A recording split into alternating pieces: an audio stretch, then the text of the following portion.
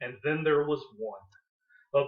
So I mentioned at the end of the last video, oftentimes by the time we've gotten to this point in the course and we've spent a fair amount of time developing different ways to use that standard normal body table, it's sort of natural for folks to wonder, well, how often would you come across a data set in the real world that behaves like that has a mean of 0 and a standard deviation of 1?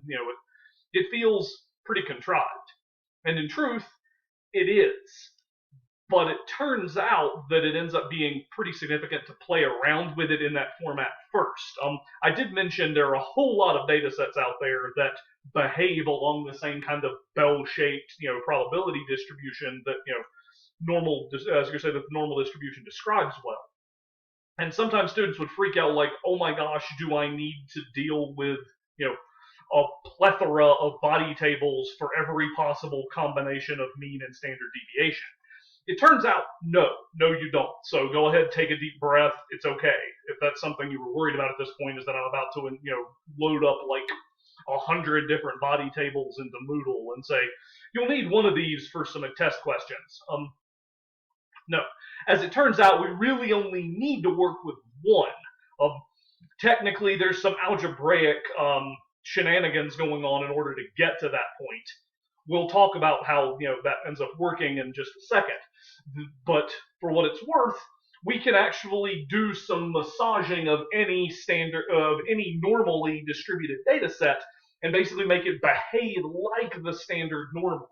So that brings up sort of why we use Z to talk about the standard normal instead of X like we would, because we would usually use X out in some sort of real world data set.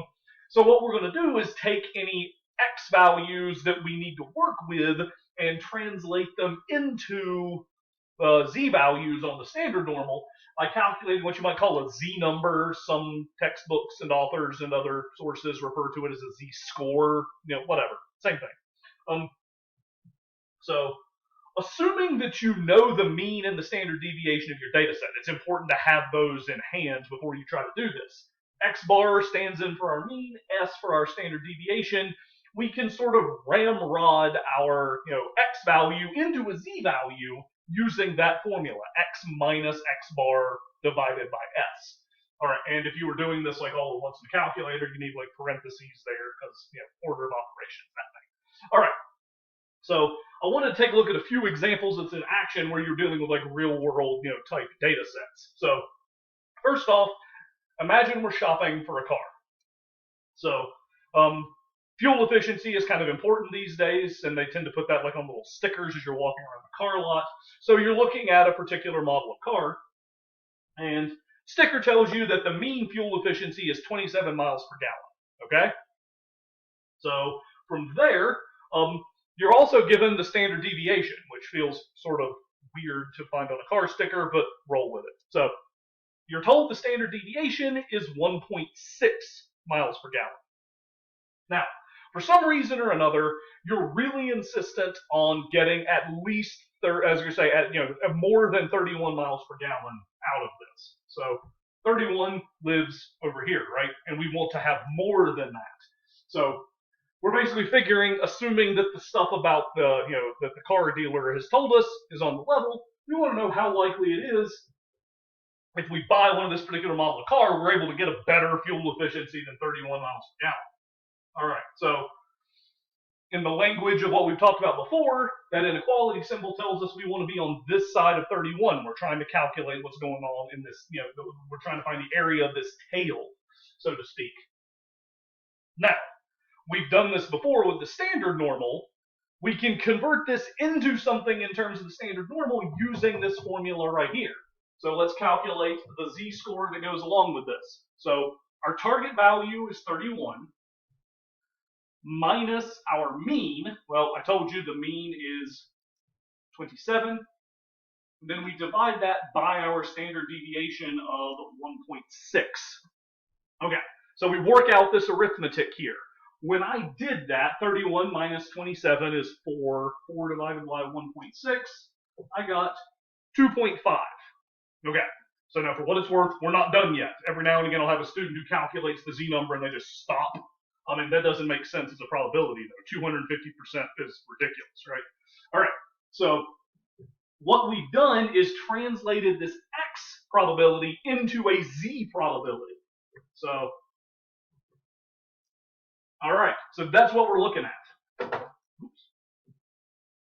Now we can use all of the same shenanigans that we built up over the last two videos in calculating standard normal probabilities. To figure out what's going on in this tail, we can figure out this value right here and then subtract it from 0.5 because the symmetry of the graph guarantees us we've got, half a unit of area on that one side. So we have 0.5, all of that, minus what we get if we look up 2.5 in the body table. I saw 0.4938. All right, so we do the subtraction, 0.0062. So there is a less than 1% chance that we come up with a car that has our desired fuel efficiency. So yeah, not terribly likely. One thing I do want to point out, because I've neglected to mention it previously, when we're dealing with distributions like this, there are a handful of homework exercises that come up where it'll ask for the probability that you get exactly equal to a given number.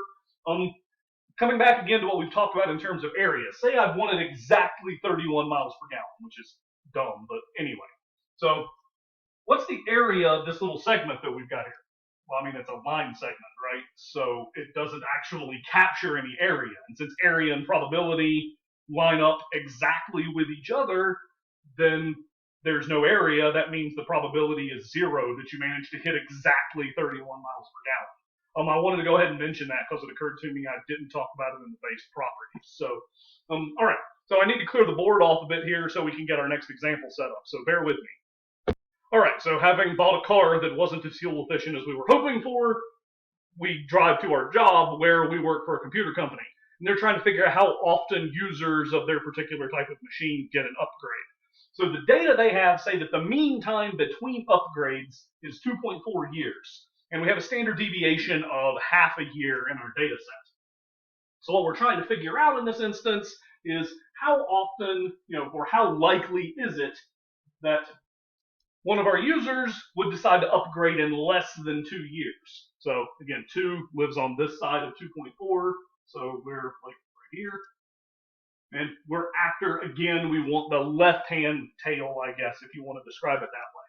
All right, so same song and dance, though. Let's calculate, Z number for this particular threshold point.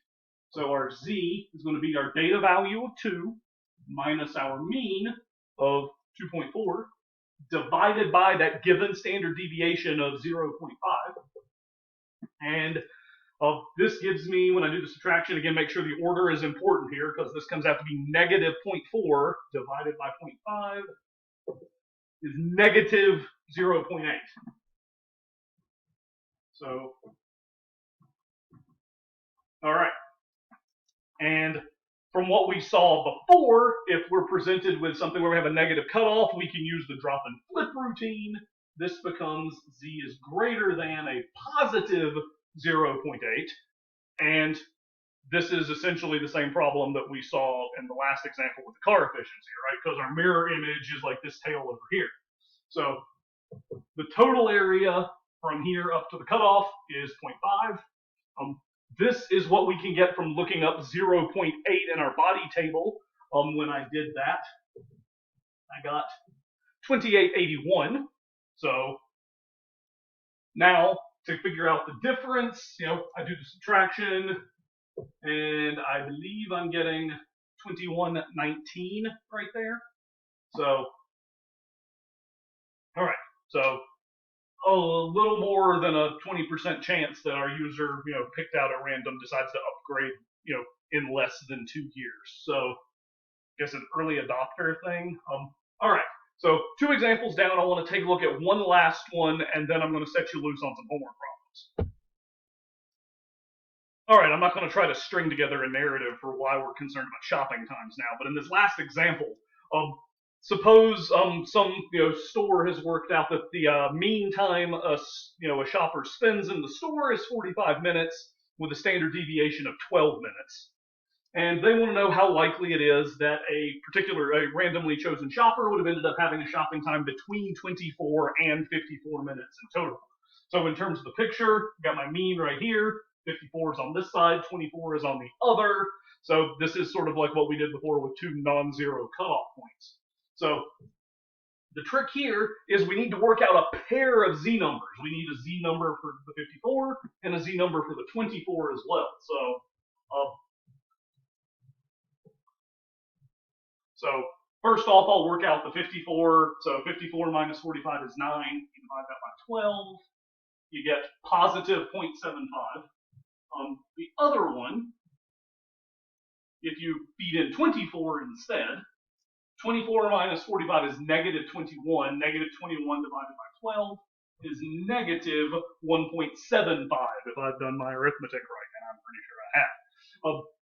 So now, that's what we're after. We want to know how likely it is z falls between those two cutoff points. So now we can look up 1.75 in our body table, again, dropping the minus sign, 0.75, and then add up the results, because that's the 0.75 thing. This would be the 1.75 thing, and then we add them together.